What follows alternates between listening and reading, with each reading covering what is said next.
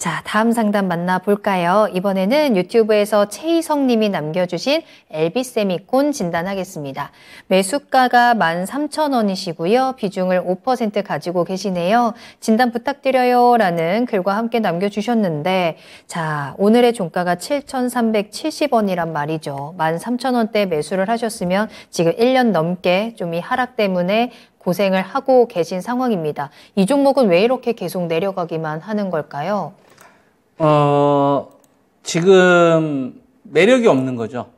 그러니까 LB세미콘에 대해서 우리가 투자를 한다면 이제 후공정 관련된 산업이 밝아야 될 텐데 네. 그 부분이 지금은 별로거든요. 오히려 전공정이 더 낫거든요. 같은 상황이라면. 왜 그러냐면 네. 지금 삼성전자도 그렇고 하이닉스도 그렇고 메모리 반도체 쪽 관련돼서 전략이 약간 달라요. 삼성전자는 적자 봄에도 불구하고 공격적으로 투자를 하겠다 이런 입장이고 하이닉스는 좀 움츠리는 입장이거든. 좀 속도를 좀 줄이고 네. 최대한 감축하고 이런 거란 말이에요. 삼성전자는 뭐 있어? 그냥 고지 이런 스타일인 거고. 맞죠. 그러면은 똑같은 이 엮여 있는 업체라고 한다면 삼성 편에 붙어야 되겠죠. 삼성은 적극적으로 투자를 하려고 하는 입장인 거니까. 하이닉스도 그럴 거고. 그죠? 그리고 삼성전자 입장에서도 적극적으로 하려고 하지만 머니가 제한되다 보니까 지금 뭐 미국 쪽에서 그 반도체 이 독소 조항과 관련된 문제가 좀 있잖아요. 이게 깔끔하게 해결이 안 됐지 않습니까? 이게 이번에 나오긴 했지만 약간 뜨뜻미지근하단 말이에요. 제한된 수준에서 중국 쪽에 공급하고 뭐 이런 게 있으니까. 네. 그러니까 한국에다 눈을 돌린 거 아니에요. 용인에다 300조 투자. 이러면 반도체 다른 쪽은 다 불확실성이 있어요.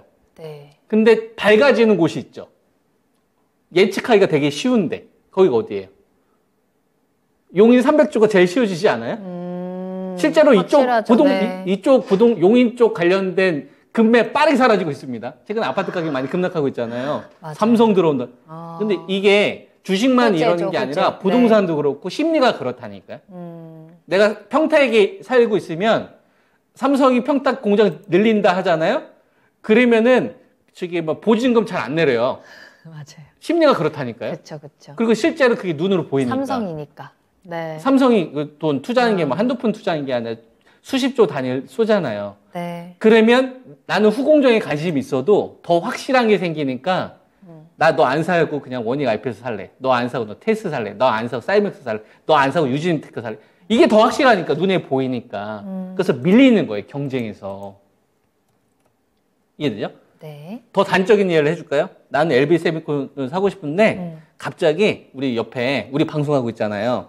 옆에 갑자기 송중기 씨가 나온 거야. 옆에. 안 돼. 김태희 씨 갑자기 다 오고. 뺏기겠네. 또 누구 있어? 유명하거나 인기, BTS 갑자기 옆에 사무실 온 거야. 그러면 이 그럼... 방송 안 보고 PD분들 내려가가지고 저거 보러 저희도 가야죠. 왜 그럴 것 같아요? 왜 그럴 것 같아요? 훨씬 더 인기가 많으니까. 더 관심도가 높은 사람이 변수가 등장한 거잖아요. 나는 이걸 바라보고 있었는데 더 눈에 확 띄는 게 보이잖아요. 사람이 그런 거예요. 돈은 누가 결정합니까?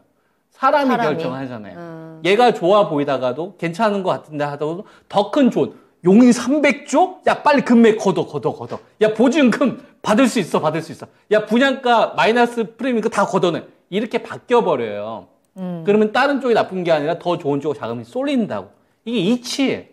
그러니까 LB세미콘을 사지 말고 반도체 장비를 사는 게 훨씬 더 낫다는 이야기를 제가 계속 하고 있는 거고 이쪽이 쉽게 안 꺾일 겁니다.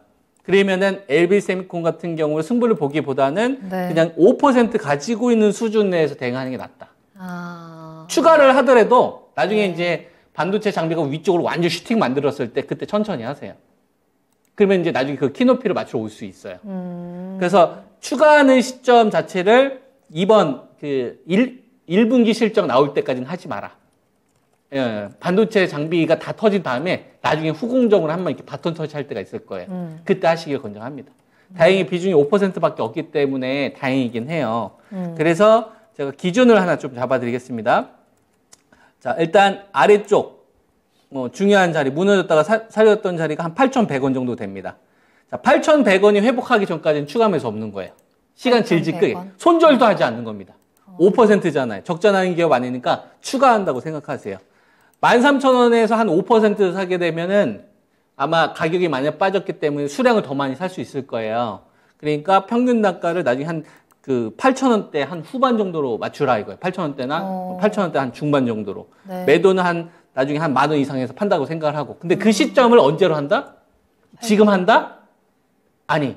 지금은 인기남이 등장을 한 겁니다.